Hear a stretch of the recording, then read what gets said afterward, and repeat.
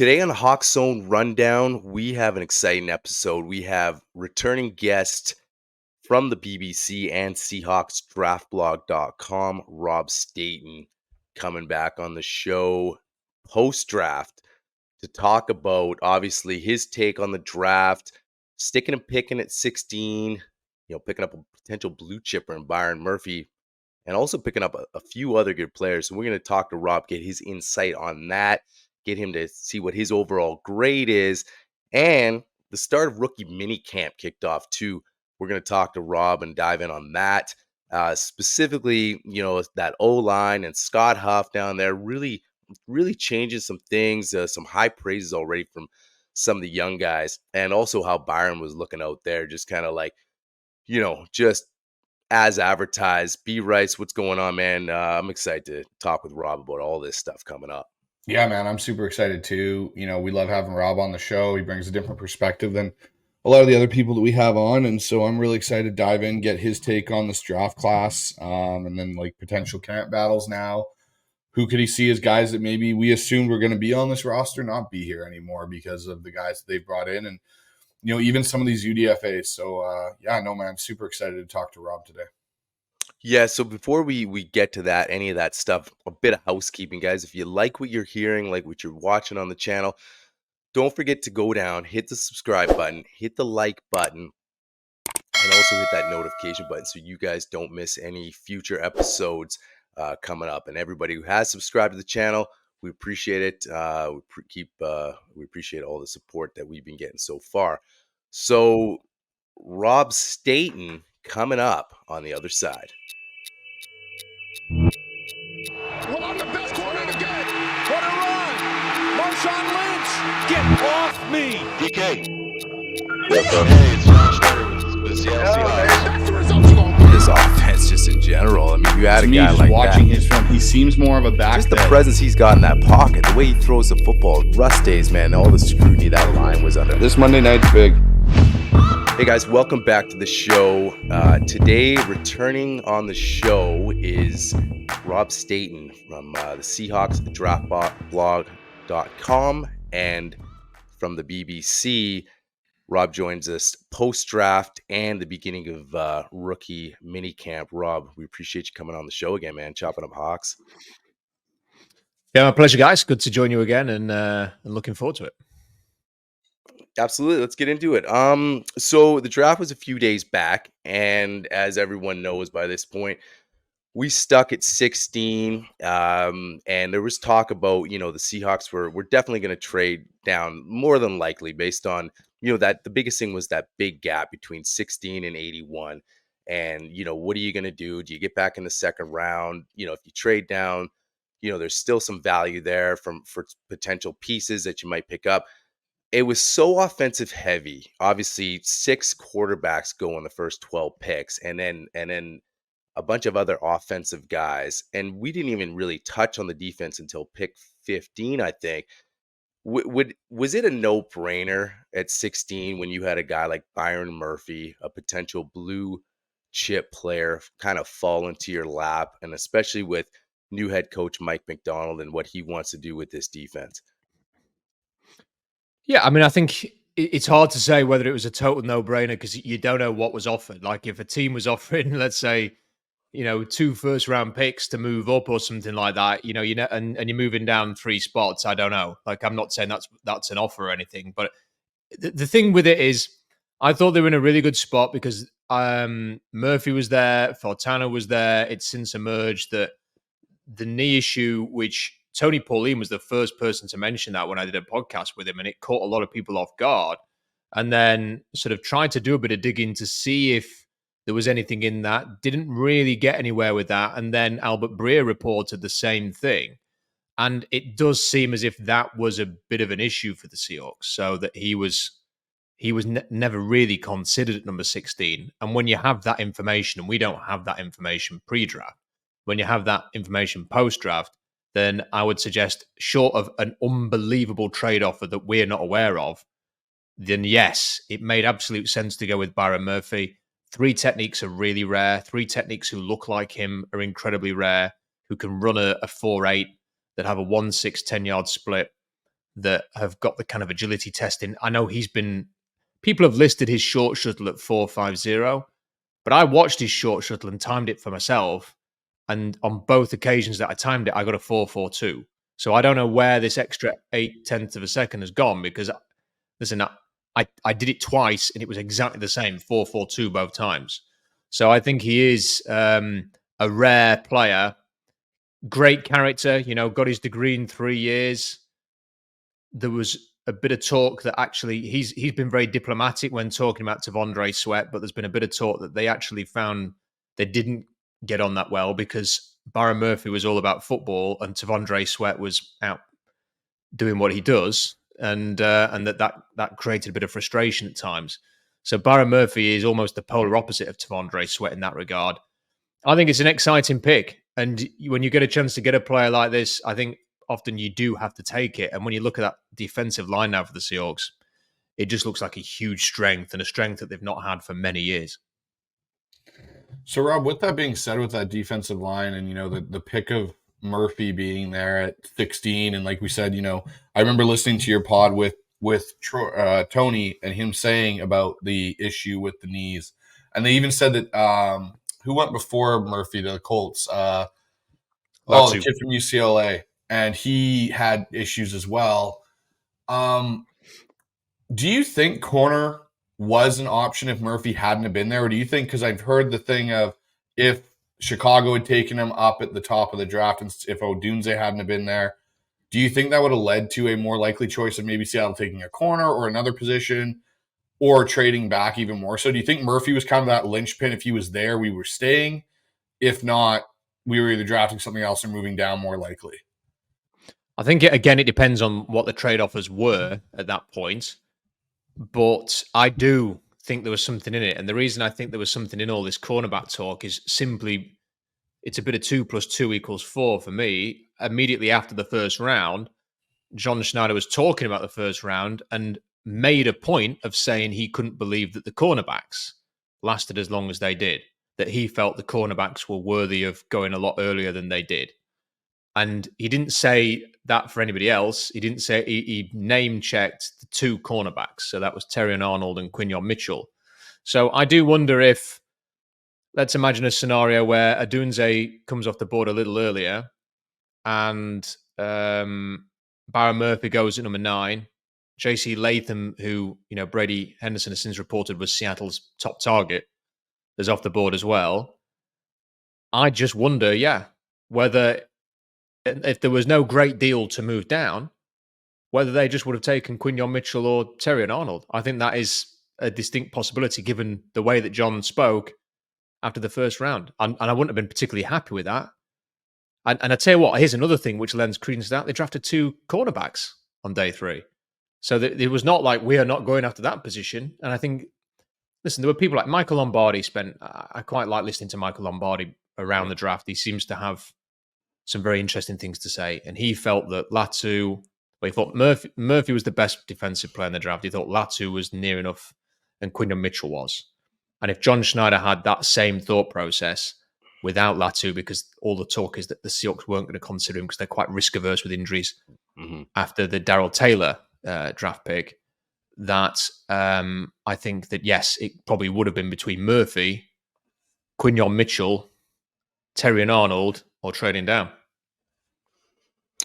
Right, Rob, you mentioned the corners and how we did pick up 2 corners later on in the draft. Is that a pretty good indication to you that there's just one corner spot that's pretty much solidified with Witherspoon and then that and also the fact that obviously after next season we really only have 2 corners under contract, right? So do you see there's a bit more of an open competition for that other corner spot? Obviously we looked at Reek Wonlan last year as having a sort of just a strange season, a little banged up, but some poor tackling and just looked lost there at times. What do you see with the reason why he went after 2 corners? Well, I've got a couple of thoughts on this. First of all, I think we should wonder whether Devin Witherspoon's role is going to be slightly different under Mike McDonald, and that maybe he will play him as a full-time nickel, or maybe even play him more like it won't be apples for apples with Kyle Hamilton, but in that same kind of, he can do a bit of everything role. He can attack downfield. He can drop. You can move him around. You can match him up with certain, players that are in coverage inside the slot. So I think that could be a possibility that Witherspoon's role is going to change. And look, they didn't draft a safety for that kind of role. So they've signed a safety for that, perhaps to be the backup or an alternative to Witherspoon if it doesn't quite work out as intended. And that maybe that opens up an outside cornerback position for the Seahawks. And that is probably why they've gone after a bit more competition here with a couple of draft picks. And look, they've drafted another guy, DJ James, who is born for the slot. So again, he could essentially be a backup for Devon Witherspoon too.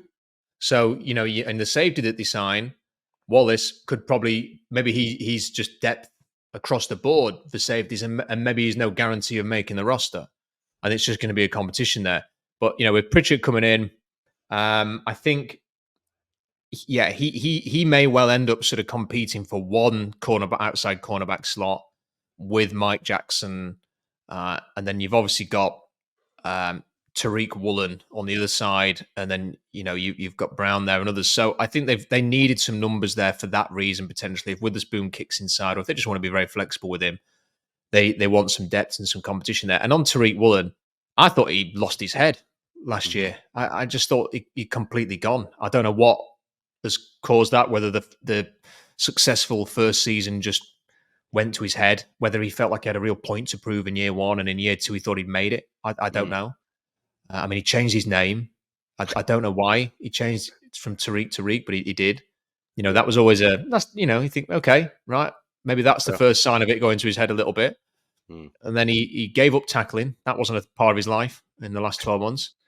And then gave up making plays as well. But what he didn't give up was grabbing his groin at the end of a Cardinals game. And, if I was one of the coaches and I'd seen him do that, I'd have got him in a headlock and said, get off the field right now.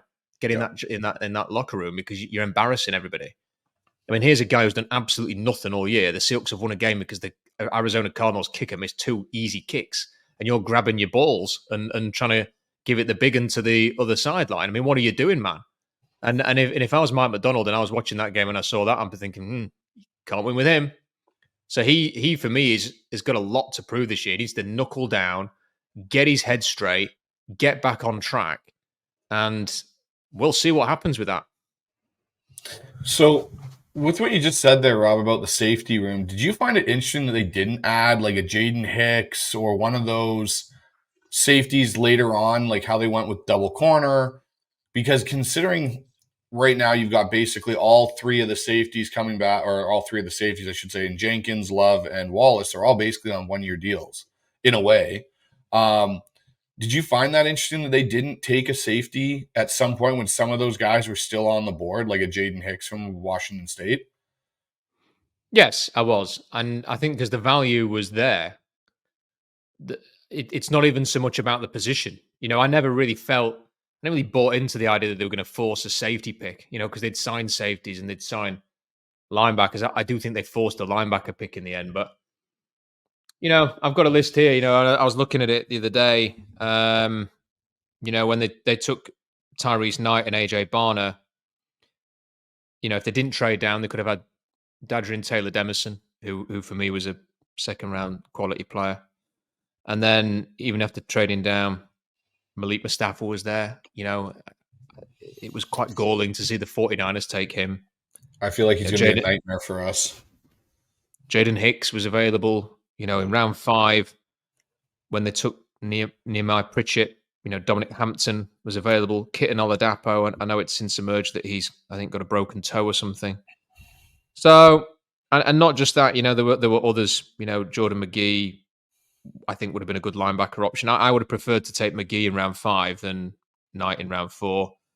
And there's a whole bunch of other players there that, TJ Tampa was another one. He's ended up at Baltimore, which to me screams great value for them and not so much for the Seahawks. So, I mean, look, I've said it before. People are probably sick of hearing me say it now, that I was underwhelmed with the day 3 picks. Just feels like a bit of a missed opportunity. Felt a little bit like with those 2 4th-rounders, they decided almost before the draft began, we want to get Tyrese Knight and AJ Barner. And I think they took them both around earlier than the value suggested to make sure they got them. So let's see what happens. Will they be validated 3 or 4 years down the line in making that call? Or are we all going to be sat here in 3 or 4 years' time wondering what the heck they were doing? Yeah, Rob, it's funny you bring that up. I want to dive into quarterbacks in a second, but I want to get sort of your overall grade when you look at what they did in day one, right?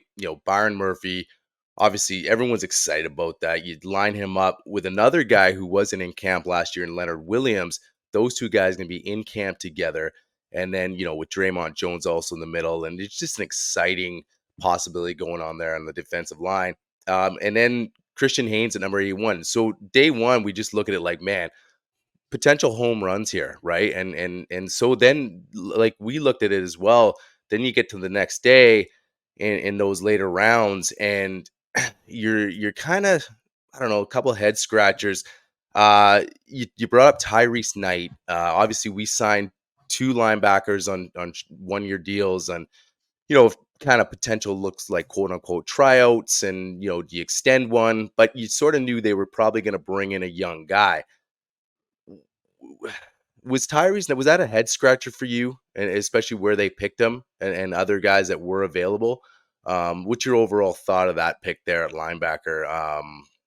Just because we felt like they were definitely going to take one, we just didn't think it was going to be him. Yeah, I mean, I did think it was a head scratcher, and look, when you talk about this, you generally get 2 responses. Why do you think you know more than John Schneider? Which I don't. And the other one is, well, the team's taken them now, so why don't you just trust them? Well, that's not how it works.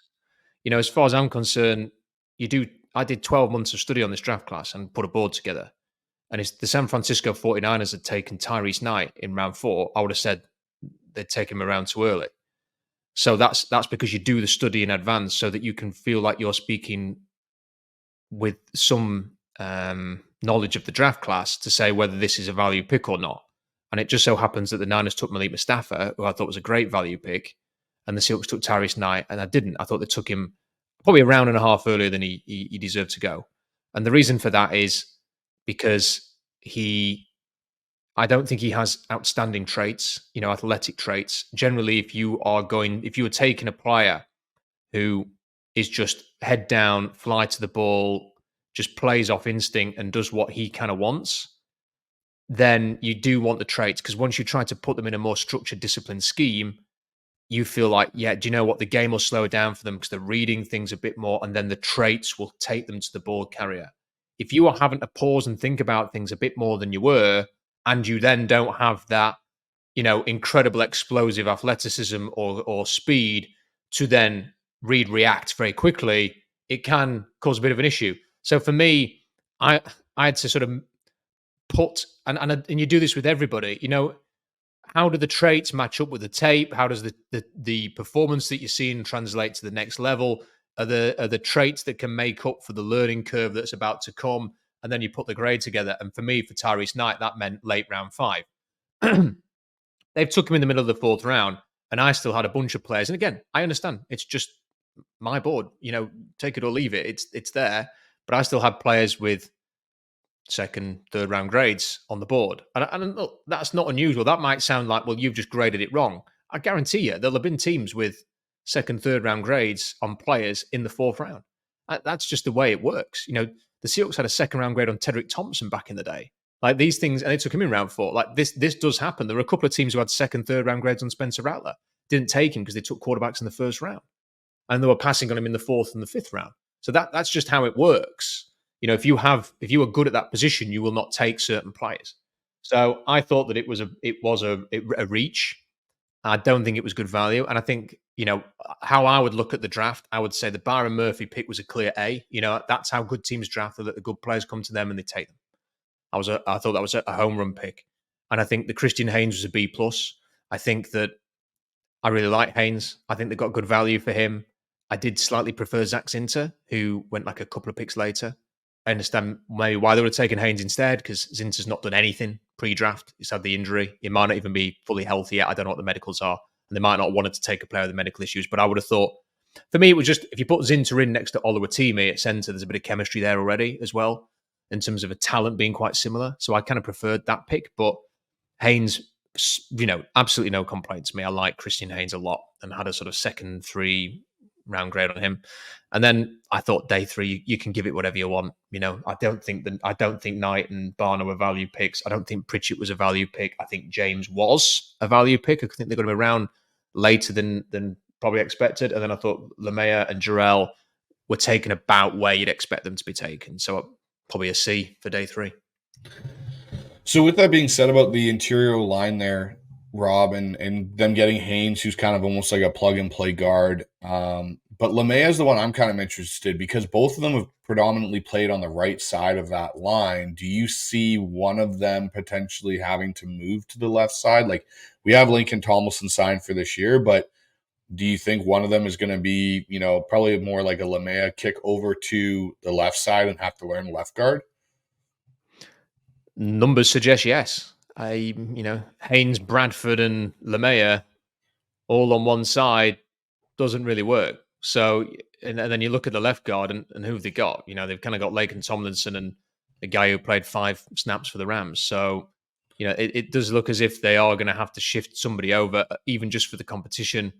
Jim Nagy said it's like brushing your teeth left-handed, to try and swap sides. I've been using a slightly different comparison, which is like wiping your arse with your wrong hand, which is perhaps a bit more vulgar. But I think both kind of make the same point that moving over is not the easiest thing to do.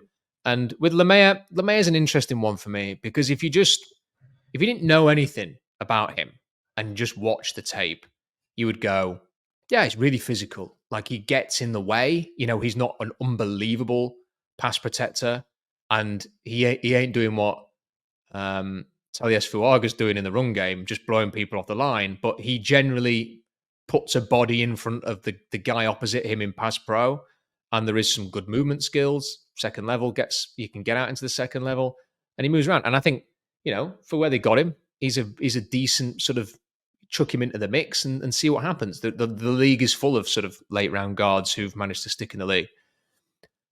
But then you see the testing and you realize this is a really limited athlete. This is. And you just wonder a little bit where, okay, he's getting in the way in pass protection in college, in the Pac-12. What's he going to do against the best of the best? Is he still going to be able to do that? And then when he asking him to, drive off the ball in the running game, is he going to be able to elevate his play to another level in order to be that sort of power blocker that you need? They're question marks. And that's why he ended up being a 6th-round pick. Otherwise, he'd have gone much earlier. So there are things on tape, and I thought he had a decent-ish Senior Bowl in 1v1s. There are things that you like, but also there are reasons why he lasted to round 6. And for me, given that he was drafted in round 6, he's the one you move over. Don't draft Christian Haynes off the back of a whole bunch of right guard tape and then play him at center or the left guard. Don't move Anthony Bradford, who played right guard at LSU and did a decent job, by the way, to left guard. If anyone's moving over, I want it to be Lemaya. Yeah, I mean, I agree. And it looked like in the rookie minicamp today, they had Lemaya playing over there on the left guard. And, so it's going to be interesting to see, obviously, competing with Laken Tomlinson there, obviously, on the 1-year deal. So sticking with the O-line a little bit, when you look at it overall with the 2 tackles that you have in Lucas and Cross, we'll see with Lucas, sounds like he could be ready to go. And then with Christian Haynes, your B+ pick there, and Lemaya project, maybe he makes it, depends what he does in camp. And then with Scott Huff there as the new coach, what's kind of a 2-part? Were you sort of happy what they did in the draft, trying to address the interior line? And also, with the new coach, seems like he's getting a bit of higher praise from some of the young guys already. Are you feeling a little more confident going into camp in the season, kind of with the guys? And then, the addition of also, say, George Fan as a veteran, insurance policy kind of guy. What's your overall sort of confidence level now with this line compared to, say, pre-draft and just even before free agency, sort of kind of knowing where where we're at with personnel now. My confidence in Scott Huff is very high that I think he will over time do an excellent job and will get this right. But my confidence in the 2024 Seahawks offensive line is lower than a snake's belly. It just is. Like, I'm sorry.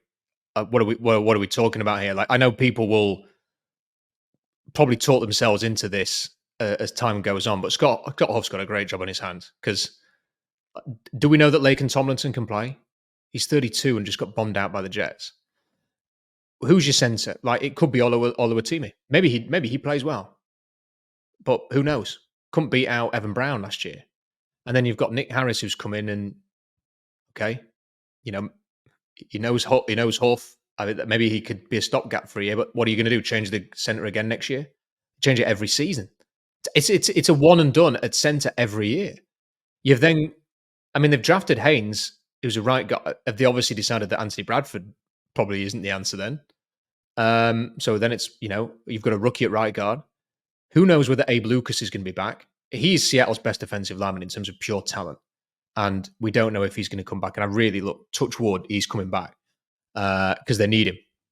But if he comes back, is he going to be the same player? Is he going to be able to stay healthy for 17 games or even 12? Big question mark. If not, it's George Fant. And, George Fant's like, 31, 32 now? And then at left tackle, you've got Charles Cross. And I think people are just, that if ever a player has received so much benefit of the doubt because he was a top 10 pick in the past, it's Charles Cross. Like, people don't even talk about Charles Cross. It's just like, yeah, there's Charles Cross. Like, what's he shown in 2 years? He was the 9th overall pick. He is at any point, have you watched Charles Cross and thought, I am watching the emergence of a top 10 left tackle in this league? No. He's just not as bad as the other two offensive linemen who were taken in the top 10 that year. He has not shown any real progress, in my opinion, since Mississippi. They're still seeing the same issues. Like, he needed to gain power and strength, and he still needed to when I was watching him last season. He is not a great explosive athlete. He ran a good 40 at the combine. His explosive testing was poor. He does not have a prototypical left tackle frame. And I thought he was a second round grade. And I thought he was in that draft. There were not many first round players. So I thought he deserved to go between 20 and 40 in that kind of range. And he goes number 9. We need to see more from Charles Cross. I mean, we're 2 years away from them declining the 5th-year option on Charles Cross. Like, this is it now. It's go time for Charles Cross as far as I'm concerned. This is year 3. So when you add all of that up, there's no consistency. There's no chemistry. You might have 4 new starters on the offensive line this year. It's going to be totally different. Communication's going to have to be worked on. One of the big problems Seattle has is they chop and change so much. A line has to grow together. There has to be some building there. And when the D-line is going to be the identity of this team. It looks fantastic.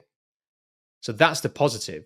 When you look at this line on the O-line, I'm just thinking it still needs proven quality. It still needs consistency. It probably needs more draft investment.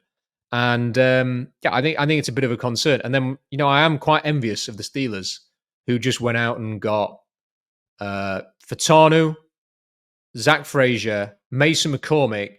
They drafted Broderick Jones a year ago in the first round. That is a commitment to your offensive line. Now, they've got the same problem Seattle's got. They don't have a long-term solution at quarterback. But they've got a D-line, they've got an O-line now. So maybe that's one for the future. Maybe the Seahawks can't solve every problem now. And but I do anticipate they're going to have to do a lot more on this offensive line. Yeah, no, Rob, I tend to agree with you. Like, I like the Haynes pick just because I feel it does start to put a building block potentially down for that interior of that O-line. I'm a big Abe Lucas believer. Like, if he can come back and be the same guy, then we're in better shape. But yeah, no, like, I honestly thought even in their rookie year, Lucas was the better tackle than Charles Cross. I've never seen anything where I look. Without doubt. Cross to me reminds me of Okun. Like, Okun, again, was a guy that was picked very high and they was supposed to be the top tackle. And Okun did well, but he never, to me, even when he left and went to the Chargers and then to the Panthers, like, you never looked at Russell Okun and went, yeah, that's a top 5 tackle in the league. Like, Trent Williams is better than Charles Cross. And Trent Williams is probably the closest thing to Walter Jones. Like I watched some Walter Jones tape the other day, and Walter Jones moves better than most left tackles in the NFL still, and he was bigger than they were. But I wonder if next year won't be that focal point because they, like you said, have addressed the D line. They've really fortified kind of that area at least a little bit. There's enough talent in that secondary. Linebacker still a bit of a question depending on what they do with, the Tyrese Knight pick and then Dotson and Baker there. But no, I think, you look at what the Steelers did. That's kind of a recipe for, hey, if we're Seattle next year and we've got some capital and there's some guys there, we need to go and fortify our offensive line as much as we can. Yeah, I agree with you. It's funny about Trent Williams because in 2010, I used to have a source who was extremely well connected within the front office, and he told me before the 2010 draft. I mean, look, I've got this saved. I kind of put this on the blog a few weeks ago. This guy told me they were trading for Marshawn Lynch about 3 days before it happened, and I put it out there on Twitter. Twitter was brand new at the time. It was like 2010, wasn't it? So, and I put it out there, and then Jay Glazer broke that the Seahawks had traded for Marshawn Lynch. And I remember on the Roto World ticker, they gave me a credit with Jay Glazer, which was absolutely ridiculous. And I've got that screen grab saved. It's gone through like about 7 different laptops over the years. But this guy told me, he said, I'm telling you that just as not as a brag, but as a validation for this source. And he told me that sort of in the build up to the combine in 2010, the Seahawks were thinking they could get Eric Berry at number 6, and then they were going to take Trent Williams at 14. And I remember that draft class because Trent Williams was not a top 10 pick. Like he was considered like a late first. He was playing right tackle. I think it was Oklahoma. And he was a right tackle, Oklahoma, late sort of 20th overall, 25th overall type pick. And they thought they were going to be able to get him at 14. And then Trent Williams went to the combine and he ran like a 4.90 or something like that. And just was amazing. And then his stock just blew up. And then it was like, whoosh, he ends up going 4th overall. And the Seahawks, then Berry went 5th overall. So best laid plans and all of that. They end up taking Okung, but then get Earl Thomas. And then, I don't know if you heard this, but John Schneider did an interview this year where they were talking about that first draft. Like he was asked, what do you remember about the first draft you did? And he went, oh yeah, that was the Trent Williams or Eric Berry or Russell Okung and Earl Thomas draft. And I was like, there you go. Like it was true. Like that was all true. So in another world, maybe the Seahawks get Trent Williams and have gone from Walter Jones to Trent Williams and are just like the best left tackle team that ever existed. Yeah, I agree with you, Rob, about just the revolving door on that O-line, especially like you said. I couldn't agree more about how it takes time to build up the line. It's not just, hey, let's just plug and play, guys, especially at that center position. I mean, how many starting centers have we had in the last 10 years? So, but like you said, this identity that looks like it could emerge on this defensive line, like, like you said, we can't do everything in 1 year. So, man, with Mike McDonald and if that D line's as advertised and we just start, being bullies again on the defensive line and the offensive line takes some work, at least you got a guy like you're high on Scott Huff that, yeah, he's got some work ahead of him, but maybe we address some stuff in 25. I'd be happy with that. But you know what? We got to touch on this. Moving on, man, the quarterback situation obviously was just a topic of conversation the last couple months leading up to the draft. Obviously, I think when you were on with us last, we talked about Sam Howell and trading their pick for Sam. And, are they going to kick the can down the road? John Schneider, the whole thing about drafting 2 quarterbacks in 14 years and one's Alex Magoo. It's kind of this running joke. We weren't sure what was going to happen. And then we thought, okay, maybe do they go after a guy like Spencer Rattler? John came out after and said, we got a pretty cool quarterback room. Sam's a big part of the plans. What did you take from that? Obviously, they didn't draft a QB, and then John's comments is he just deflecting it, or as far as kicking the can down the road, or do you think he does really believe highly on Sam Howell, or is it just like we just don't have a plan yet, and we'll think about that later? Well, this is a very, very complex one. Look, the first thing with Howell is I keep hearing from people like, look, again, I'm going to reference him. Michael Lombardi was saying the other day that the Eagles really wanted him. And we'd heard separately that the Rams, Mike Garofalo has told Puck on Puck Sports that the Rams really wanted him. And there may even have been other teams as well. And that is used as a, wow, look at who else was in the mix. This really validates how good Sam Howell is. And my response to this I don't think I've said this anywhere. So this is kind of just what I've thought when I've been listening to this. I'm just going to say out loud now is, well, if those teams liked him so much, why didn't they bloody offer more than just a swap of picks? Like, if this guy was is legit, why didn't the Rams offer a 3rd round pick? They had a load of picks. They had so many picks this year. If he was so good, why didn't they just offer a 3rd outright and then usurp the Seahawks, who would probably not have offered that? I don't know. So it seems to me a little bit some interest in Sam Howell. Let's not forget, his cap hit's like $900,000 this year. There's definitely some value to be had there versus paying Joe Flacco $5 million or Carson Wentz $2.75 million. So I think part of the reason why a lot of teams are interested is because, 1, he's got experience. 2, he's at a decent age. 3, he's cheap in terms of salary. And I think that was driving it on. So I'm not sure whether when the Seahawks traded for him, John Schneider immediately said he's the backup. Like, he's the backup for Geno Smith. So I'm I'm not convinced that John feels like he's drafted the answer or anything like that. But, Sam Howell does play in the style that I think John Schneider wants. I think John Schneider is looking for Brett Favre. I think that's why he liked Russell Wilson. And Wilson's not, I'm not saying that Wilson and Favre are similar, but the scrambling, the kind of yes, no, yes kind of play that Russell Wilson always had is very Favre-esque. Patrick Mahomes had that exact same thing. No, don't do that. Oh, wow, it's a 30-yard bomb, touchdown. And then Josh Allen has that exact same thing. So I think John Schneider's looking for a Brett Favre-style quarterback. And Sam Howell has that kind of same thing. Like you don't know what he's going to do. Like, he scrambles around, he throws on the run. So it fits the John profile. And I think when we're looking at, there's a whole list of quarterbacks I've got them written down here, for next year. I think when we're looking at quarterback, we kind of have to look at the guys who kind of play a little bit like Brett Favre in terms of who John's going to be interested in. And so they've gone and got Howell. Clearly, they weren't interested in Spencer Rattler, and I think that's probably more to do with personality than play. Clearly, they weren't interested in Michael Pratt. He ended up lasting a lot longer than, even the modest expectations that came with him. So I don't really blame them for not taking a quarterback this year again. But the Seahawks have to, sooner rather than later, it can't just be an annual thing of, oh, shucks, we've not done it again. We're just going to carry on. Eventually, you do have to come up with some answers. And the Rams found this.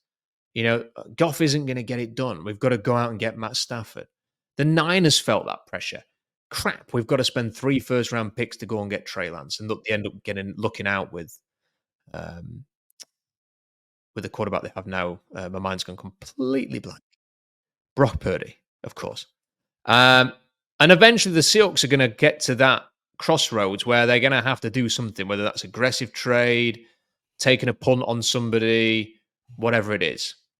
My personal preference right now is let's make this an open competition / just give Sam Howell a chance. Because I feel like we know what we've got with Geno Smith. And I know there are people out there, and that's fine. They can disagree. I don't think Geno Smith's going to take this team to where it needs to get to. So let's see what Sam Howell's got. And he will either prove to be a solution at a younger age who can maybe grow with his team, or we'll know he's not, and then they'll get a higher draft pick. That's where I'm at with it. And there's one other final thing. He won't be listening to this, but Geno Smith needs to get the hell off social media. Like, you cannot. I'm sorry. I don't want a quarterback who is responding to every bloody thing, who's subtweeting, who's putting mystic messages in or trying to prove the world wrong all the time. And then some clown. There's this clown guy. I can't remember his name. I'm not even going to give him the. Oh, I know who you're talking about. That guy. Yeah. he made a complete tit of himself a few weeks ago by saying that he'd got some source that Brandon Ayuk was in, like the Steelers were about to trade for him or something, and the agent just went and quote tweeted this guy and went, "You're talking absolute rubbish, mate." And that should have been the end of that. Everyone should have unfollowed him and just blocked him and had enough.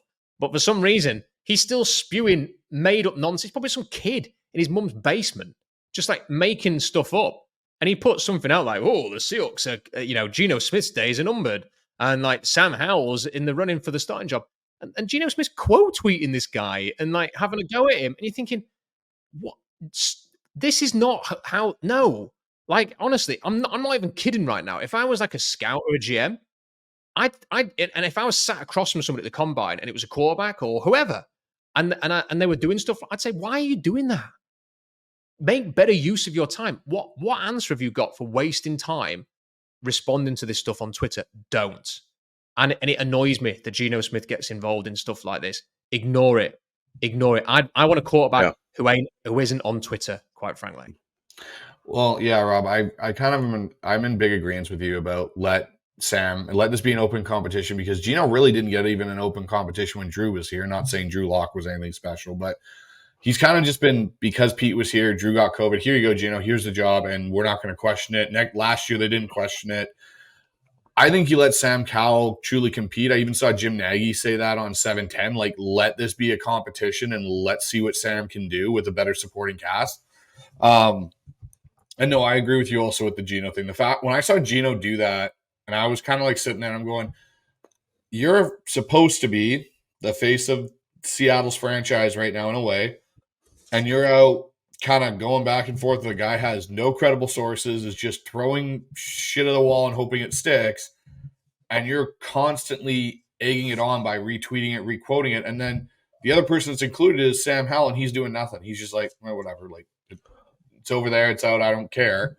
But that's always seemed to be Geno's thing. Like, even when he was coming into the draft and all that, like, he constantly has had this inability to let stuff just go and just focus on what he's got to focus on. And yeah, I think it needs to be an open competition. And I think Geno, like you said, he needs to get off social media. And well, he was even going off about someone posting videos too about him and AB working out and Zay Flowers and like, oh, I was 6 years ago, don't judge me on it. It's like, dude, who cares? Like, it's some kid in the basement that doesn't really have anything better to do that's throwing stuff at a wall.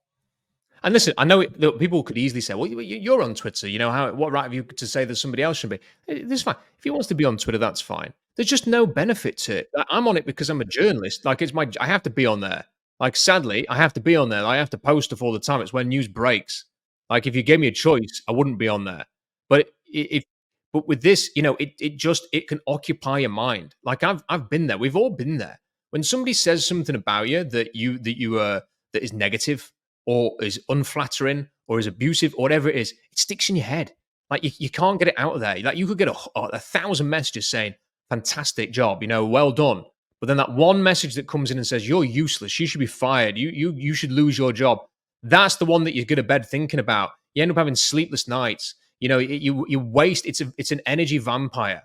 Like, just stop wasting your time on these morons who just make stuff up on Twitter. The Twitter is full of people pretending that they've got sources, thinking that Adam Schefter, and full of just these aggregate accounts who just take other people's work and then just share it as their own almost to get likes and things because they can make money out of it. The whole thing about Twitter is broken, it's toxic, and it's pointless. So there's no benefit to Geno responding to this stuff. And also, what I would say is he's going to encourage more people to send him these kind of messages if he's seen to be responding to it. Just ignore it.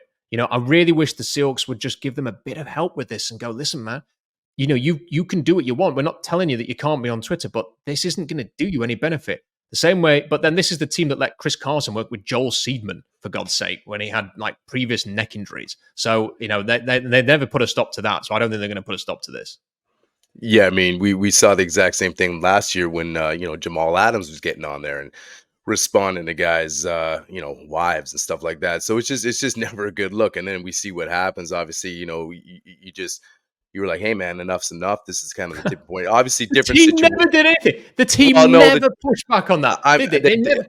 I agree. They didn't do That's the thing. anything. They weren't. I mean, that was the whole thing with Pete and everything. You say, like we talked about, you sort of everything. You sort of lot seemed like you could get away with anything, but Shameful. yeah, I just Shameful that mean the team never did anything on that Jamal Adams thing. They never made him do a proper apology, and they right. never pushed back on that. And that was poor. Yeah, I agree. I mean, at least come out and say, here's a PR public apology kind of thing, right? It was none of that, and you just got tired of that kind of stuff, right? So now with the Geno thing, it's like, man, we don't need this kind of stuff, kind of leaking over to what we're trying to do differently, with the Mike McDonald regime and all this kind of stuff. Obviously, a little different scenario, but you're still, responding to, like you said, kid in the basement.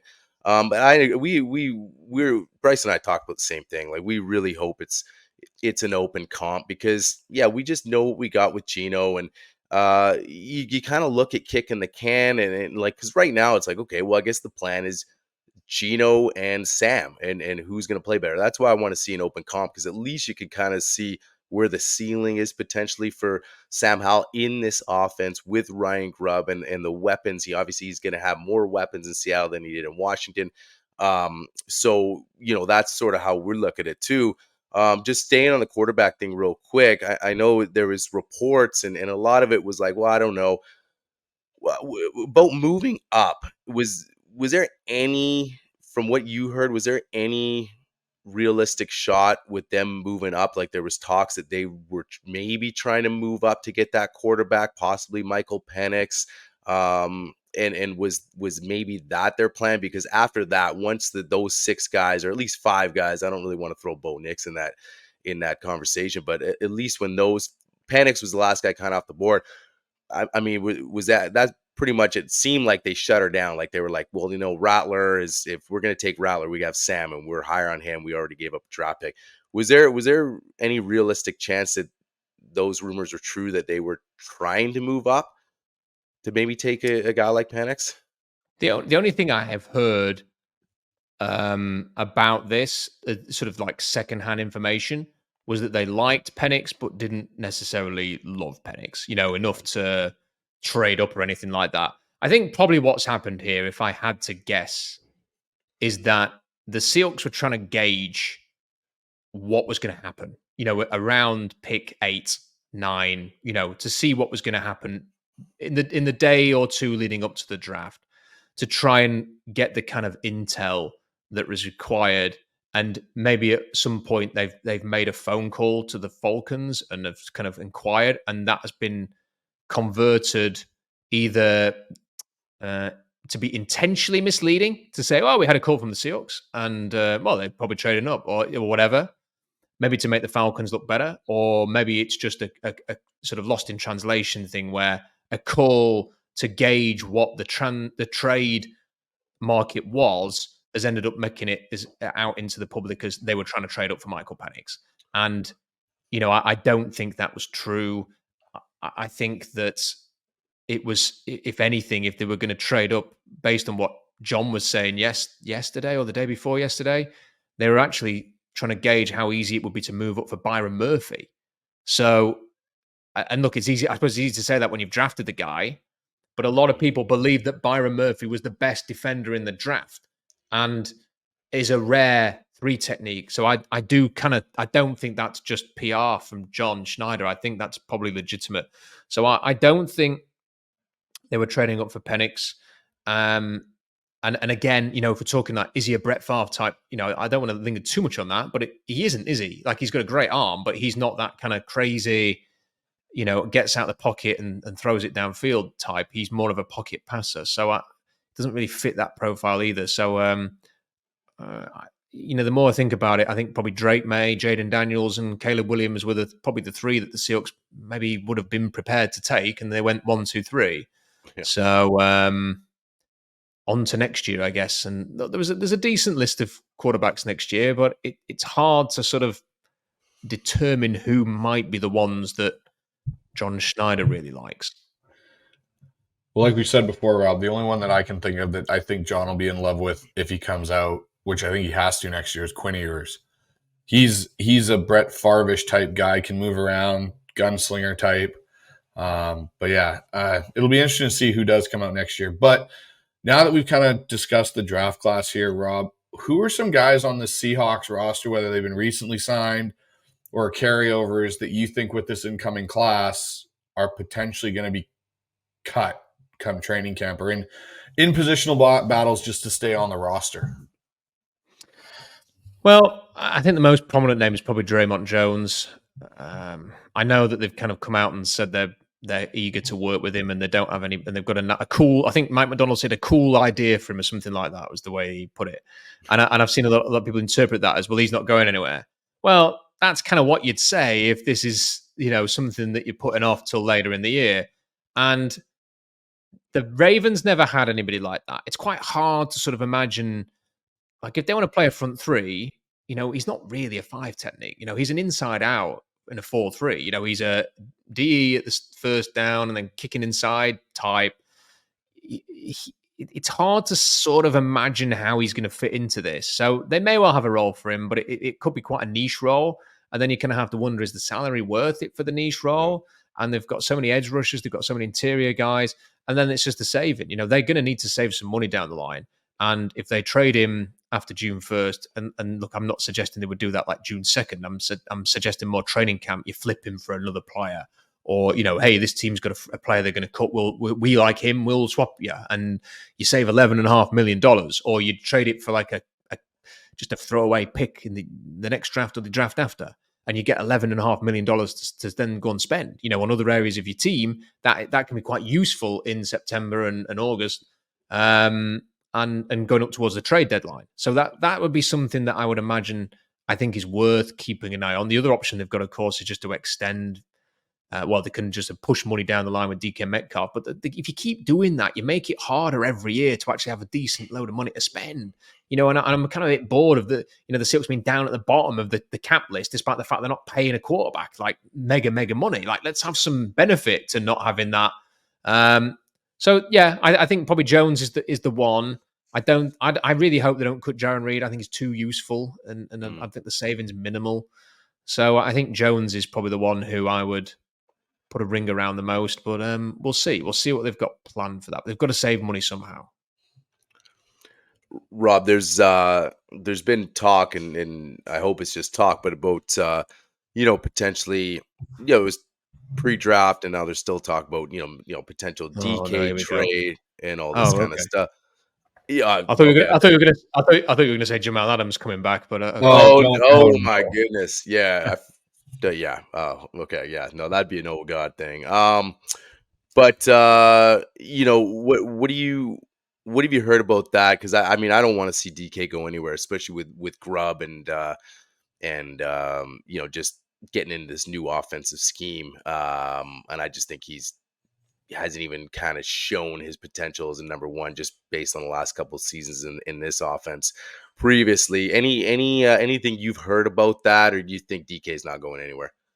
If DK Metcalf is traded this year by the Seahawks, I will join you guys on another podcast later this year, and I'll do the whole thing standing on my head.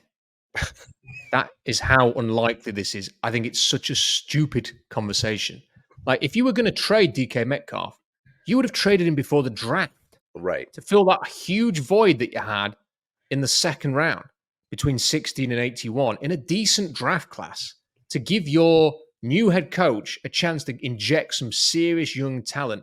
In particular, look at your O-line right now. If you had any desire of trading DK, it would be to pump up your offensive line so that you then have got that as a strength. If you trade DK, what are you doing now? Like, you can't add anybody else until in the draft until next year. Yeah. You can't make the most. There's no, apart from signing Justin Simmons, like, what's that going to do for your offense? Like, it would have been the talk was, I think Brady Henderson said this, that they tried to trade up for Cooper Beebe in the draft, and they couldn't get it done, and they'd settled for Haynes. Well, if they'd have traded DK and got let's say a first and a third, or a first and a second, or whatever it was, 2 seconds, I don't know.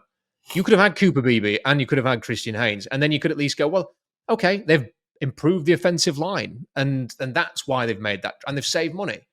To do it now would make zero sense, and you don't improve your team by trading away arguably your most talented player. He's definitely in the top I agree. 3. Maybe Yeah. Devin Witherspoon, you could say, but Devin Witherspoon's like 180 pounds wet through. Like DK Metcalf looks like a Greek god, like someone sent a Terminator from the future to go and play American football. Like that's what he looks like. So why are you trading that away? Like it makes no sense. Like, let's just help another team out by trading DK Metcalf now. Yeah. It makes no sense. And the other thing is Hugh Millen keeps saying repeatedly that he does it in a very and then I was, nudge wink, maybe talking to someone whose name rhymes with Ron Slider, that they want to make DK Metcalf the focal point of the offense, that they basically want to force him the football. And look, anybody who watched Washington, what did they do last year? They schemed ways to get Rome Odunze in 1v1 and then threw the heck out of that 1v1 all year. That's what the Seahawks are going to try and do. They're going to, that's what I think they're going to do. They're going to cook up some great schemes with their weapons to force teams to try and match up DK 1v1. And whether it's Geno or Sam Howell, they're going to be told, if you see that guy out there 1v1, or even if he moves inside and it's 1v1, you throw him the ball. And then it's up to DK to go and make a play. They didn't do that during the Carroll era anywhere near enough. And they're going to do that now. So he might be the most important player on the whole offense. There's no way they are going to trade DK Metcalf. It's got too much airtime on the radio. It's got people on Twitter speculating that that's going to happen. They're talking absolute rubbish. And if I'm wrong, I'll do a forfeit because this is just, for me, it's one of the laziest topics doing the rounds. I don't think he's going anywhere. No, I agree with you, Rob. I do not see a way Ryan Grubb even signs on to become the OC for the Seahawks if, oh, hey, just so you know, come on board, but we're going to trade away your top weapon and your guy that's like a Dunze with extra physical abilities. We're going to trade him away, and you can figure out how to work it with a 30-year-old plus Tyler Lockett and JSN and do the same thing. Like, it wouldn't have made sense. And so, no, I agree. It definitely is one of the laziest topics out there. And there's even guys at, some of the Seattle sports radio that keep bringing it back for the forefront with, 7-10. And it just drives me nuts. It's like, go find something, actually dig into something and actually find some, concreteness to some sort of story. But it's no different than the one you mentioned prior to Ryan talking about it. The Jamal Adams thing, and everyone thinking, oh, because Bob Condotta wrote that they are having talks about it being a potential reunion. Like, they're not bringing Jamal Adams back. Like, he doesn't fit. Where are you going to put him in this defense? Well, I listen, I hope you're right. I worry a little bit.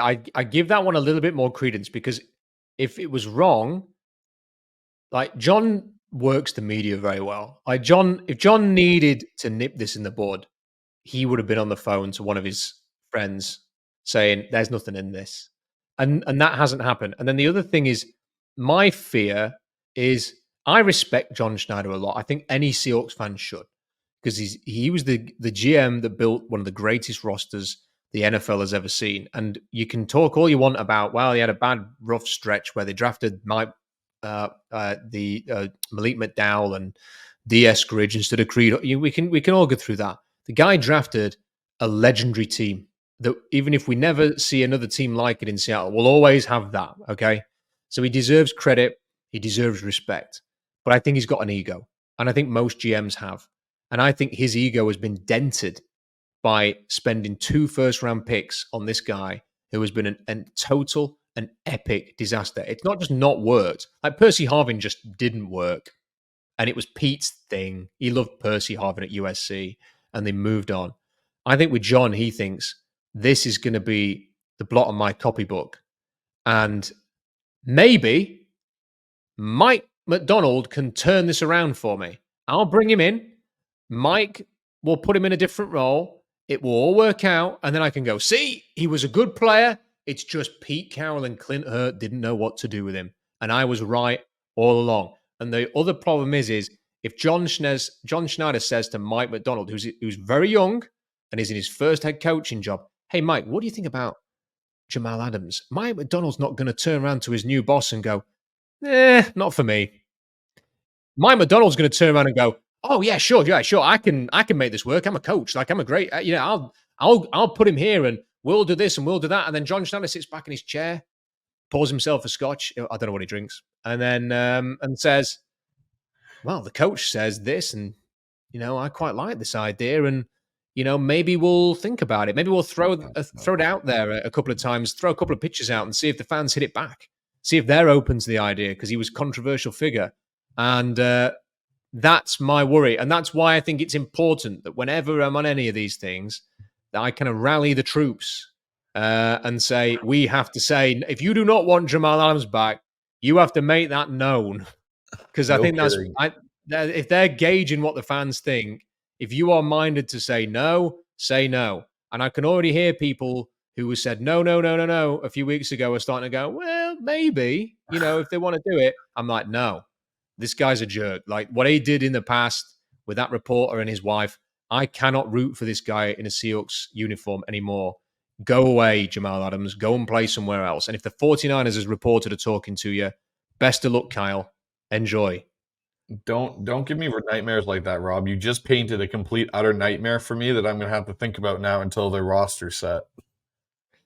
Yeah, well, apologies for that. But listen, I said to Puck the other day that I would fly to America and carry Jamal Adams to Santa Clara if it meant that he could sign for the Niners, because there'd be nothing sweeter than to watch that guy giving it this to the Seahawks players after they've got 7 yards on first down than the other way around for a change. Yeah. Yeah, I mean, I couldn't agree more. Like you just mentioned, the fact that the jerk aspect, whether it's flipping out the doctor, that we didn't talk about that out of the tent, or the Twitter stuff. It was just the injuries. Okay, you could deal with that and all this kind of stuff, but it just kind of is, the true colors started showing up, and you're just like, why do we want to bring that back, right? I mean, at least Percy, you won a freaking Super Bowl. So it's like that, that can sort of hide a little bit more, as far as like, okay, maybe you gave up a little too much for this guy who barely got on the field.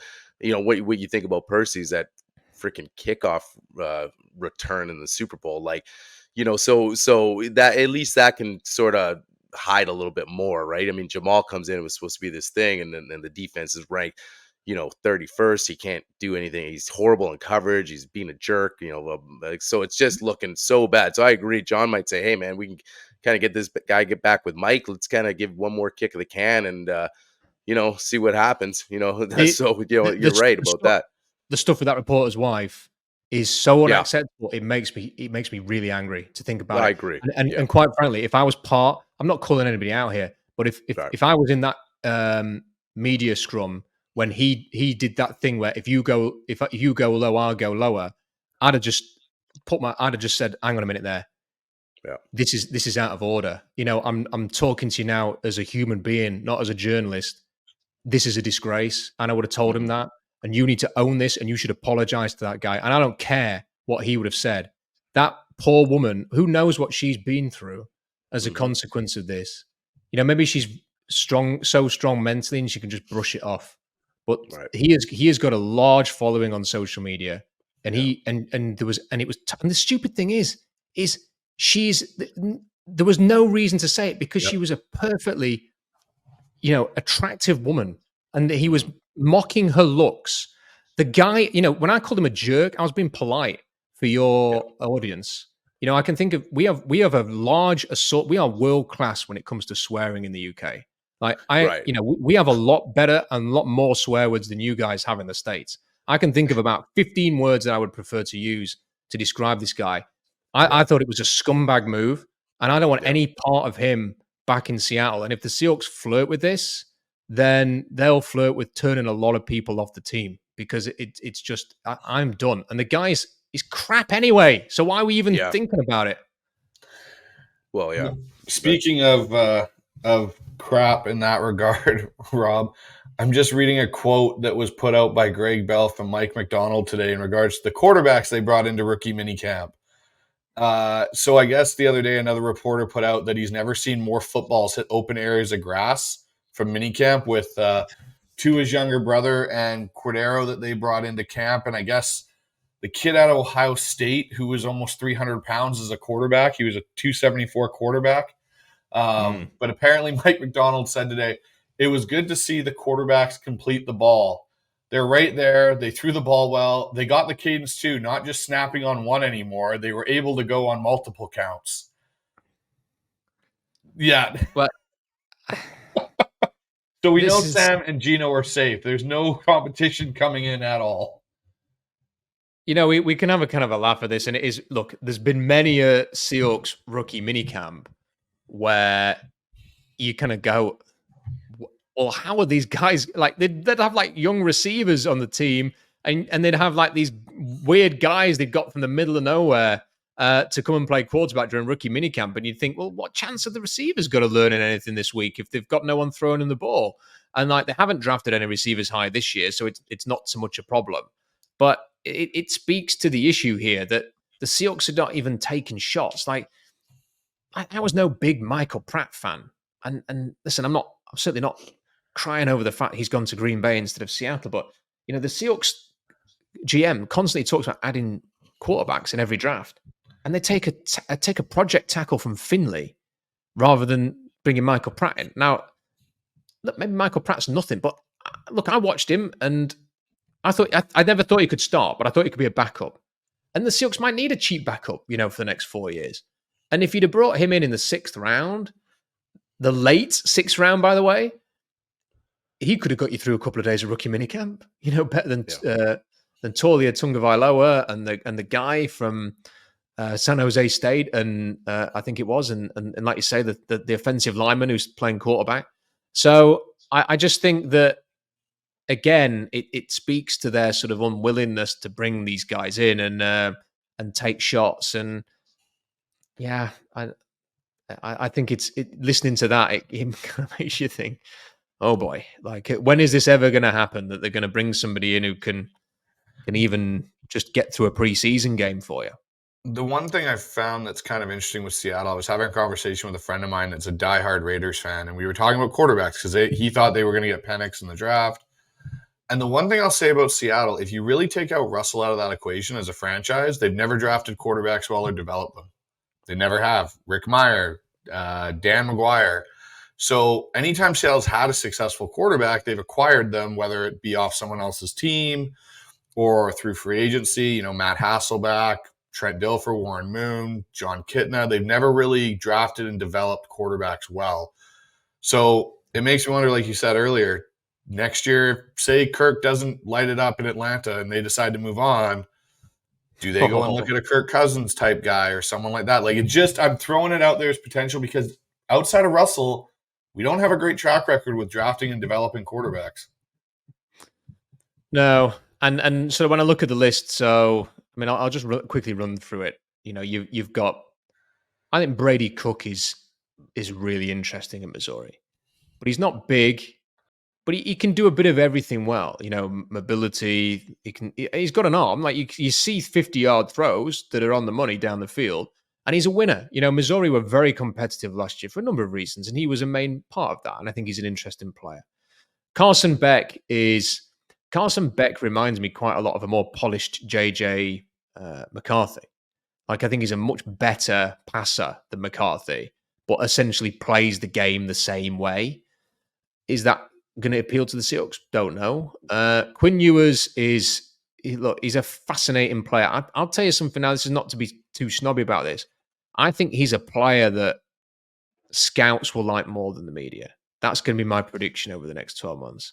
That he has got technical quality and natural talent that if you watch a lot of quarterbacks every year, and I've watched every game that the quarterbacks in the last 3 draft classes have had, nobody really compares to the natural ability of Quinn Ewers in terms of his release, his ability to throw with loft, direction, velocity, accuracy downfield. He just makes too many bonehead mistakes. And I think he's a bit small. Like, he's tall, but lean, and he lost a lot of weight. And what he needs to do is, having lost the weight, he now needs to bulk up a little bit, just add a bit of muscle to that frame just to prevent him getting things like the shoulder injury or whatever it was like he had last year. But there's a lot of talent there. And it might be to Seattle's benefit if he just doesn't tear it up. The problem with him is if he's got a quarterback breathing down his neck in Arch Manning. And if he does not have a great start to next year, the pressure will grow. Does he end up getting benched? What happens then? Does he transfer, to go somewhere else to try and build his stock? Does he go into the draft and end up sort of going in the mid rounds or something, or later rounds because of that? It's a real question mark for him. He's in a. It could be a great situation, could be a negative one. Max Brosmer at Minnesota, who's just gone from New Hampshire to Minnesota is a very interesting player. He's somebody I would recommend everybody go and check out. And then you've got Garrett Nussmeier, who's at LSU, big arm, intriguing. Will be interesting to see how he progresses as a starter. Shadir Sanders is tweeting his way into the middle rounds. So best of luck with that. I mean, he's an incredibly talented player, but Yeah. I mean, the Raiders might draft him. The Raiders might draft him. Like he makes Geno look like an occasional tweeter. Like he did like an hour-long Twitter voice note the other day, which I was stupid enough to click on, and it was basically just him and some friends like going for like an hour, and it was like, what is this? Like, what are you doing? Like the teams are. You do realize this is in public. And then look, just to very quickly run through Tyler Van Dyke's very interesting. The fact he's gone to Wisconsin, and we'll see how he can rebuild his stock. There's definitely some talent there. It's just got cement for feet. Cam Ward, I think, is a little bit overrated and has got the great misfortune of playing for Mario Cristobal next year. Poor him. Will Howard's gone to Ohio State. He's not supremely talented, but he's just plucky and did such a good job at Kansas State, and now he's gone to Ohio State, who basically paid for an NFL team to come back and play for them so they can beat Michigan this year. So that's all they're doing. They lose every game but beat Michigan, it'll be money well spent. And then you've got Riley Leonard at Notre Dame, who's probably the kind of guy that I think John would be very interested in, but he has to actually become a passer. Can't be a playmaker. He has to become a more polished all-round passer, and he's got it. Like, I don't know if you know this, guys, but he had a really horrible ankle injury against Notre Dame, and then Duke. Like, good luck to Texas A&M because they've just hired the Duke coach. Forced him. Well, they let him play like the end of the season. He played against Florida State. He screwed his ankle up, and he's just had another surgery on his ankle, and he may not be healthy at all for spring practice at Notre Dame. And I just wonder whether that's just hammered him for this year because Duke forced him back onto the field.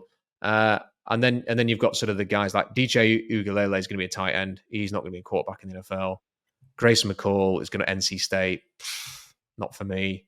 KJ Jefferson has gone to UCF. Not for me. Will Rogers. Sorry, Husky fans. No, not an NFL. I was at the Husky spring game last night. He was not better than the kid that they got transferred in from that was supposed to go to Arizona, DeMond Williams Jr. I think that kid's going to beat out Will Rogers for that job. Do you know what the good thing is? I can tell you now that I'm my first sort of glance through the 2025 draft class is I suspect the top of this draft is not going to be quarterback heavy, which means that the players, the quarterbacks are going to be available a bit later on next year. So that could be to Seattle's benefit if there is one that they like. So out of that list, Rob, who would you say are your top three that you're the most interested in? So this is my most intrigued top. This is not this is who I think is going to go the first of the ball. No, this is your opinion on who you think the most intriguing three that you would like to see if Seattle were to pick one. I think Quinn Ewers has got the most natural talent.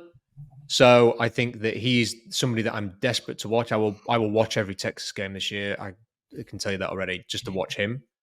I really want to watch Max Brosmer at Minnesota because I think just watch him. Like there's highlights on YouTube. It'll take you 5 minutes to watch just watch him. Like his poise in the pocket, his ability to sort of look off defenses and then without any kind of wasted motion, throw back to the other side of the field and it's on the money. Sometimes they're like no-look passes almost. He can throw it with great, I think, to every range of the field. And he's got a bit of athleticism to him. I think Max Brosmer is kind of like the guy that nobody's talking about that they should be talking about. So Ewers, Brosmer, and look, I think definitely Carson Becker's got some talent, but it's too obvious to say his name. Nussmeier and TVD interest me, but I'm going to go with Brady Cook just because I don't think you can underestimate how unlikely it was that Missouri did what they did last year. And I know they've lost some NFL players. So I want to see if he can just make up for the Darius Robinsons and the two cornerbacks going and stuff like that and the left tackle by elevating his play I think he's another player that not enough people are paying attention to, that maybe he could just have a sneaky year and ends up sort of being talked about a bit more. They're the three for me, but it's really hard because I'd love to say Riley Leonard, but he's just not healthy at the minute. And Leonard's got the size and the athleticism and the mobility. And, you asked for three and I've ended up talking about 6 players there. So, sorry. Yeah, no. We appreciate the insight. I guess when you look at it, obviously kicking the can to next year possibly, does it? The one thing that doesn't worry me, obviously, we like Geno and like Sam, but if Geno has a pretty good season, they sort of give him a minor extension, and then that point we're like, okay, another 2 more seasons with Geno, and obviously Sam's contract expired at the same time, so maybe he just depends what happens. Do they have an open quarterback competition, all this kind of stuff? But then I see them doing the same thing, right? Like not really addressing. I mean, I'm okay with it this year because you're building up the building block for this year, and then really going after and solidifying that defensive line. But do you kind of see that could be a possible situation too if Geno has another decent year and they sort of look at all their options and they say, yeah, you know what, this maybe we keep him around a little longer. I wrote an article last summer and said the worst. It wasn't. I mean, I kind of probably couched as the worst case scenario, but the worst case scenario was for Geno to not be so good that it confirms that he's the guy, but also not be so bad that it confirms he isn't, and to sort of be in that middle ground. I'm afraid that's exactly what happened last year, because through the first half of the season, I think he was showing that he wasn't, and then he ended well, and people started to think, okay. And now what you hear is you could have, like, Hugh Millen will come on the radio and will list a whole bunch of stats that show that Geno Smith is not very good at a number of key aspects. But then you'll go on Twitter and someone will show a whole bunch of stats which try and argue that Geno Smith is a top 10 quarterback. And you have all these stats kind of fighting against each other. And what is the reality? That is my question. And so my sort of thing is I don't really focus on any of those stats, whether people think that's a good idea or not. I just want to trust my eyes. What do my eyes show me?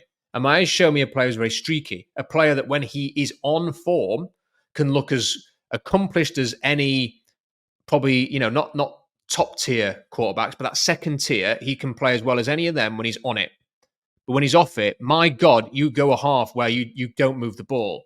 And people say, well, that was the offensive line. It was the lack of a run game. It was Shane Waldron. Okay, that all plays a part into it. Geno Smith also takes responsibility for that. He does miss the opportunities. He does take some sacks that are avoidable sometimes. He does hold on to the ball sometimes. There are instances where that is the case. And I think here's my sort of expectation for this. I think it's going to be fascinating when he does start next year.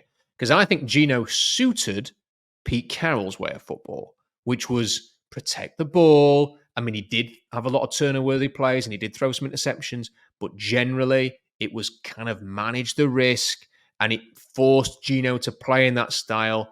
I think if the style now is going to be, we want you to target DK 1v1, we want to take shots, we've told you to throw this ball to Jackson Smith and Jigba at that point, do it.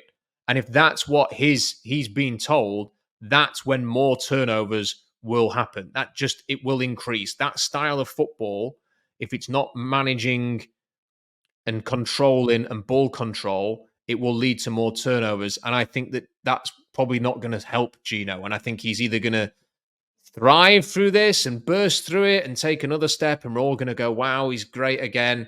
Or I think we're going to see an increased number of turnovers and then that's when you sort of bring the question marks. And just one other thing on Geno. I think next year it's very interesting because at the minute, I suspect a lot of the locker room are going to be behind Geno because he's been there a while. He's maybe got friends in that locker room. They maybe respect him. Sam Howell is a bit of a shrinking violet, isn't he? He's not an outspoken guy. He's not going to walk into the locker room and everyone's going to go, wow, there's the alpha in the room. He's probably the opposite of that. So that can create a bit of an awkward dynamic. If you go to Sam Howell too early, it could piss people off.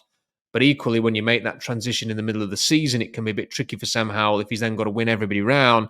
So managing that is kind of like the unhidden difficulty for coaches sometimes. We just look at the players and who should start and who should not. Man management and control in your locker room is also a vital importance to a lot of coaches.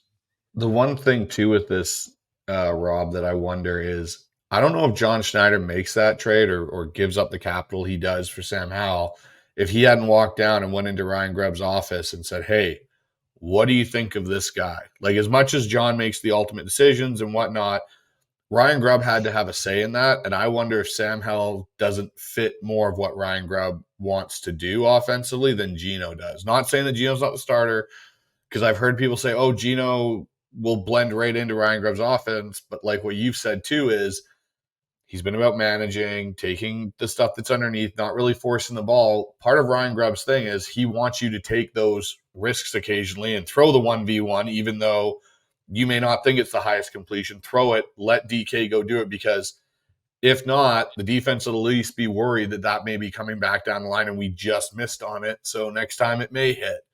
But that's where I wonder with Sam if Ryan Grubb doesn't see Sam as being a potential better fit for his offense eventually. Yeah, I agree with you. And I think I don't want to put words in Ryan Grubb's mouth, but I get the sense that they want to attack every blade of grass.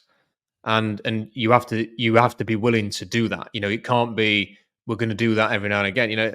And look what the Huskies did. It was a very attack-minded passing offense.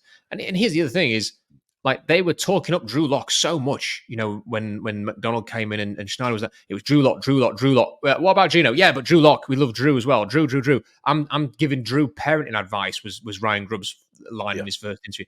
So if they were bringing Drew Lock back with the mindset of we really like this, we want to make Drew a competitor to start. Why isn't Sam Howell? Like, why was the word on Sam Howell? He's the backup. Geno's the guy. That was what Schneider said right off the bat. It kind of makes you think, well, okay, like, is Sam Howell that much worse than Drew Lock? I don't think he is.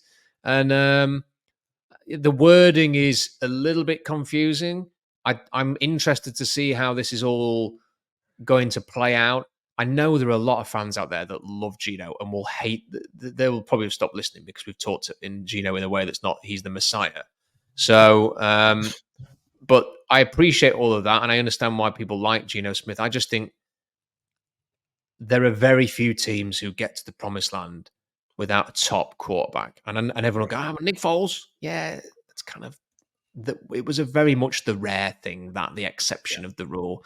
When Joe Flacco won the Super Bowl, he was playing better than anybody in the NFL during the playoffs. Like, he was elite for that 4-game stretch, even if, and thus the meme of is Joe Flacco elite, because he did play like bloody Peyton Manning for a month. So they've enabled the Ravens to win. And maybe some people go, well, Geno Smith could do that. Well, maybe. But the chances are that, the Seahawks are, and I think the Lions are in the same boat. The Lions they've built up a great team. Is Goff going to be able to get them to the promised land? That's a big question mark for me. And it's no different for the Seahawks. But I also appreciate that finding a great QB is really difficult. And more often than not, you look into it, like the Bengals with Burrow. Like, you don't, it's very rare that you have that moment of inspiration, like, we are going to trade right up like the Chiefs and go and get Patrick Mahomes. Very rare that a piece of genius pulls off a move like that. It's often a bit of luck. And it was with the Seahawks and Russell Wilson as well, by the way, because if someone had took him at 74, that never happens. Well, and like you said too, Rob, the confusing thing for me is you hear John Schneider say he's the backup. And then you listen to Greg Bell ask him in the last media scrum of the end of the draft about the QB position and the potential of what's going to happen. And he starts spouting off about Sam's a big part of it. We made a massive trade for Sam. Sam's a big part of this thing. So it's like, well, if he's a big part of it, then why are you immediately saying the minute you get him, he's the backup? Like, let it be a competition then. Let us see what Sam Howell can do. Because in my opinion, I've gone back now and I've dove into a bunch of Sam Howell tape from UNC days to his last year in Washington. I think Sam's a higher end starter if everything lines up than Geno is. I think he has more potential to be more impactful than Geno. That's not saying he's top 5 or a franchise quarterback, but I think he gives you a little bit more in the long run than what Geno does. And that's not discounting what Geno's done. I just think you might as well let it be an open competition. If Geno's meant to be the guy, then he'll show you he's the guy. Yeah. Yeah, I agree with you. And I think it's worth just knowing what Sam Howell is. Because let's put it this way. Imagine that if Geno Smith has another year where there's some good, some bad, which is what we've seen the last 2 seasons. Next year you're going to have a bigger decision to make on his salary. If you end up parting with him, then you don't know what you've got in Sam Howell. What do you do then? Do you feel obliged to go big in the draft? Do you feel obliged to try and get a veteran? Do you feel obliged to try and I don't know. What do you do? Like you're then a bit stuck. So you might as well know what you have in Sam Howell. And I just don't think you find out what you have in Sam Howell by letting him take the second team reps during training camp and sit on the bench for 17 weeks. Now, the other problem with that is if you do that and then you move on from Geno and you say Sam Howell's a start next year, you are doing nothing more than just kicking the can down the road again and again and again. Eventually, look, I don't want the Seahawks to pick second overall, but the Commanders went through a bit of short-term pain. We are going to start Sam Howell and see if he's the guy. And he wasn't the guy, and the staff weren't the guys. And they ended up picking second overall. They might have got the next Lamar Jackson now. They might be a contender for the next few years as a consequence of this. The same way that the Texans have got CJ Stroud because they picked second overall. Sometimes you have to sort of be willing to risk being bad to be good. And the thing with Howell is he might be bad. It might help you in the draft. He might be good. You've got your guy. And I don't really... That to me seems more like, I'm just down for a bit of that than watching Geno do this thing. Unless, and the only way they will prove that Geno is right in that regard is if Geno can take this team to, let's say, the defense is much better under Mike Macdonald, and I think it is going to be because the personnel's better, the coaching's better, the defense is going to be better. Geno can get them to 11 wins, fair enough, justified. But if it's 9 wins again, it's not justified. Yeah, and I think, you couldn't have said it better with the whole Sam Howell scenario, and that's why I think we all agree that we'd love to see that open comp because you sort of know exactly what you get with Geno. Like you said, you defense is going to be better, but where you sit and you kind of know what you got with Sam. Yeah, like he did in Washington, throws a bunch of picks. They get a high draft pick and you move on and you got a guy like Jaden Daniels in there. We'll see what happens. But Rob, one final thing from me. What are your sort of like, since we free agency, drafts done, all that, we're sort of seeing how the teams come together. What are your expectations for 2024 overall? I think my expectations are that, as I just mentioned, the defense will be a lot better. I just think when we look back on this, I think Pete Carroll kind of lost his mojo a little bit. And I think a long time ago, and look, this is nothing that I didn't say at the time. This is not a hindsight comment. I think a few years ago, he needed to just embrace what was going on, which was he was better as a figurehead and as a motivator and a leader. And he needed to bring the best coordinators possible into his staff. And instead, he went with his guys. And Clint Hurt, for me, with the greatest respect to Clint Hurt, is not a defensive coordinator. And it just created this shambolic, and neither was Ken Norton Jr., and it created a terrible defense. And Shane Waldron was just, he was neither dynamic nor creative.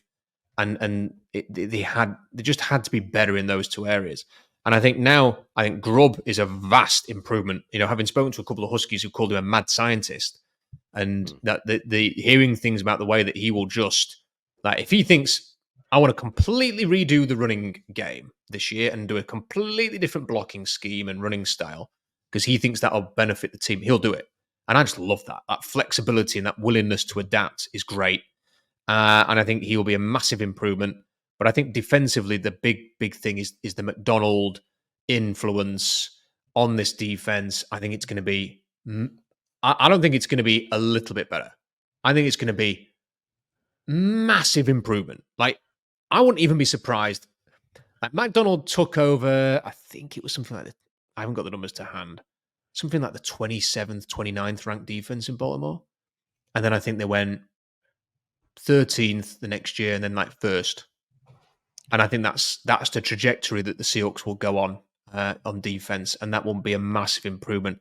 And then I think on offense, it'll take a little bit longer. I think they've got the weapons, but I think that offensive line plus maybe some A bit of a learning curve for the first time staff in the NFL, and the quarterback situation being still a little bit of a question mark there. I think it might take a year for the offense to sort of really get motoring. So my expectation to this is a long-winded answer, is to be significantly better on defense, and maybe we will not see the result in an upturn in wins in terms of like 10, 11, 12 wins. But by the end of the year, I think we will feel like they're an off season away from that happening, all being well at the quarterback position, I would say. Which would be fine by me, by the way. I think that'd be great. Because I know we've talked a lot of things, but I probably sound like a miserable old git from Yorkshire during this podcast. But I am actually optimistic. We're just talking about very specific topics that I think warrant that kind of tone. I am actually very optimistic about the direction of the team.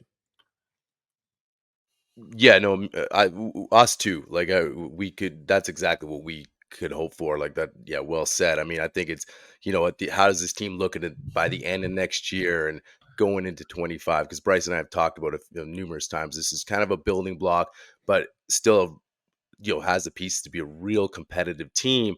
And I couldn't agree with you more. I think that defense is just going to leaps and bounds be better.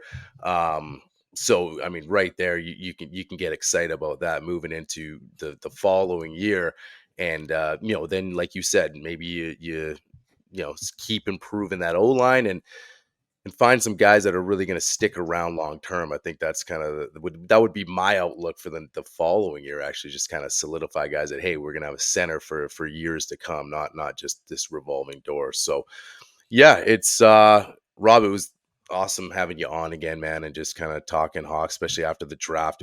Really appreciate you coming on again. Why don't you let listeners know what you got coming up as far as what you're working on and where they can find all your stuff? Well, I will.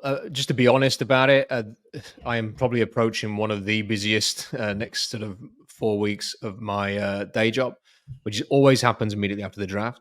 So I'm gonna try and do some work. I mean, I've already done some work on the 2025 draft class. I'm gonna sort of drip feed some of that out, but this will be a quieter month for me after the draft, going into the summer, and then things will pick up again during the summer because I've got a lot of stuff to write about next year's draft. But in the meantime, please, if people wouldn't mind, seahawksdraftblog.com. I have an interview with Jim Nagy on there, which was recorded this week. So please go and check that out. I've done a review on seahawksdraftblog.com of where I think the offense are and where the defense is. Please go and check that out. And that Nagy interview and all the other interviews. I did an interview with Jack Westover, who's just signed for the Seahawks, for example.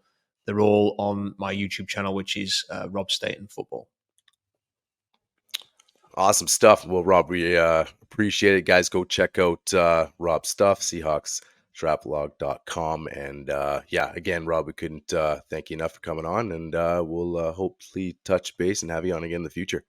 Yeah, anytime, guys. My pleasure. Thanks, Rob. Thanks, Rob. Thanks, guys. Guys, that was Rob Staton joining us again on the show. Post-draft, first day of rookie minicamp. It's always awesome to have Rob come on and give his insight. It's just a different insight. He doesn't sugarcoat stuff, but at the same time, like he said, at the end of the pod, hey, I'm still, don't take it the wrong way. I'm super optimistic about this team. This is not me just sounding like, oh, I don't like this or like that. But he's just calling it as he sees it. He thinks there's he gave an A grade, obviously, to Byron Murphy. He gives a B+ to Christian, Haynes, and then a little disappointed later on the draft. And you and I have talked about we did a post draft show just a few days back, and we had some questions too. But just having Rob on with that different insight, and plus just what he knows and guys he's connected to. It's just I love having him on, and another great hour plus chopping it up with him.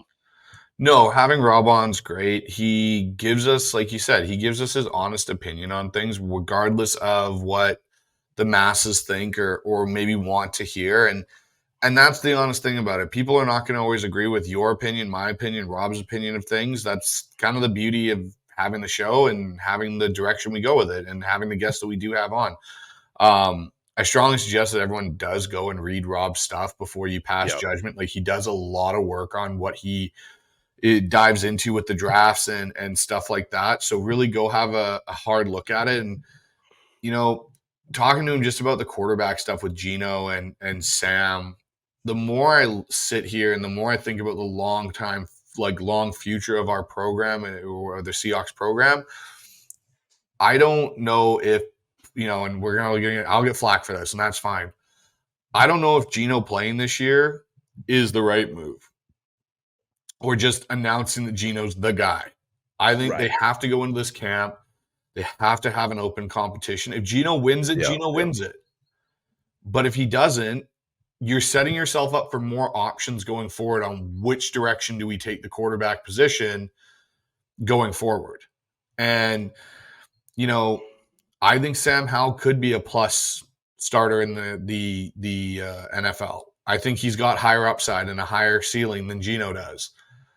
And, there's some stuff this offseason that we've seen from Geno with social media. And I know people are going to say, everyone can do what they want. You're right. They absolutely can. But when we look at some of these top guys in the league that have been come and gone, Peyton, Tom, all these guys that, came through the social, even Aaron Rodgers, he says some wacko stuff. But Aaron Rodgers isn't out there constantly going after the random guy in his basement that said something about him that he doesn't like. Joe Burrow's not out there. Josh Allen, Patrick Mahomes. If you're worried about what some average guy is saying on social media and that's getting you riled up, then your focus isn't where it needs to be, in my opinion. Yeah. Yeah, and I agree with that. And I think for the bigger picture though is when we talk about, just what you got with Geno. And that's why I think you want to see this open competition, because you want to see, like Rob's point that stuck with me is that, Sam can go both ways. He can be really good or he can be really bad, that obviously you're going to get a lot less wins and might help you out for the next year's draft. You have Geno, you just keep kicking the can down the road. And the other thing he said, which resonate with me, is the fact that it's like, you throw out these stats and then there's a bunch of other stats like you see on Twitter that sort of like, fight against each other. And you're like, okay, yeah, maybe he is a top 10 quarterback. Instead of being like, and you and I stress this all the time, like, watch the games. Like I'm like, stats play a role. Yes, analytics play a role, but some guys get so caught up in statistics, whether it's tackles or yards or any of this kind of stuff, when a lot of it means nothing. If you're not watching the game and you can't actually be that evaluator with your two own eyes, if you know the game of football and you sort of have a bit of background of know what you're looking at. Like if you don't and you're a new guy coming in, okay, statistics sure help you out. But if you got a sense of how a guy can play on the field and you are watching the games, you sit there and say, is this guy, and I'm not just talking about Geno, whoever it is this guy a top 2 linebacker? Is this guy a top 5 quarterback? If you're just evaluating that based off stats, that's just not the way to do it. It's just gonna fool you in the wrong direction. So watch the games like Rob's saying, and then make the evaluation. And when we're talking about Geno Smith, watch it. Like he said, he's very streaky. So it's like, and we like Geno, we like Sam, but we also know that there has to be a long-term answer. And that's why at this point, when you have right now Sam and Geno, because we are kicking the can as far as the draft's concerned or a free agent, whatever in the future, make it an open competition. Right. So I hope, and guys can say things. John can say things that he's their backup to maybe keep Geno happy. But like you said, there's conversations. Ryan Grubb, hey, what do you think of this guy? Behind closed doors, it's like, okay, well, hey, they're both coming to camp. Let's get them both getting some first team reps. So that things can change. And you want to keep everyone happy in the offseason, not ruffle feathers either. So just because you come out and say something doesn't mean a guy can say, oh yeah, he's not going anywhere, and 2 days later he's out the door. So I think, and you think, and Rob thinks, like, let's please make this an open competition, and best man wins the job. So if it's open and he wins it, hey, great, let's go. Well, and that's the thing too. Like, we got to remember with this whole thing, we have a whole new coaching staff, a whole new offense in place. So it's not like Sam's coming into a situation where Geno knows the offense better than he does.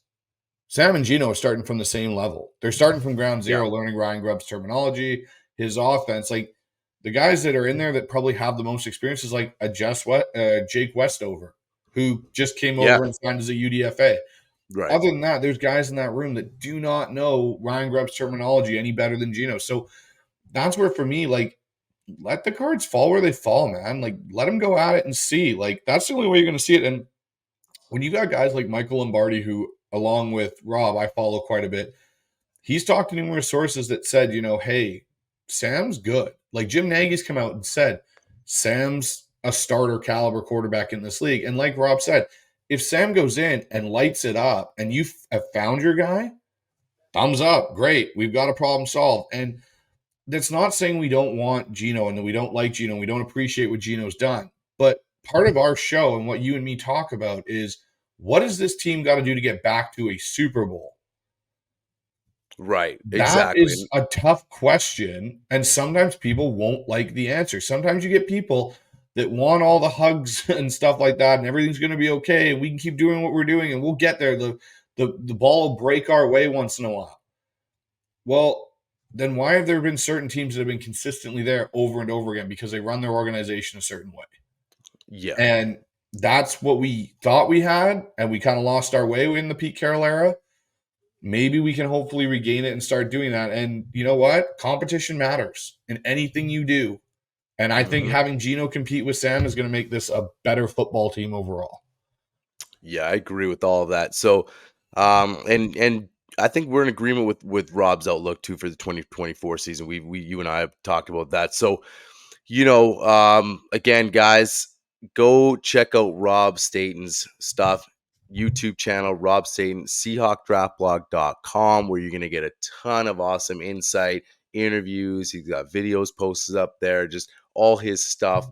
He does, extensive work and a lot of, a lot of research. I mean, he just puts everything into it. So, and that's why we love having him on. That's why we continue having him on, and we're definitely going to have him on in the future. So, yeah, man, that's it for us today, man. Great pod.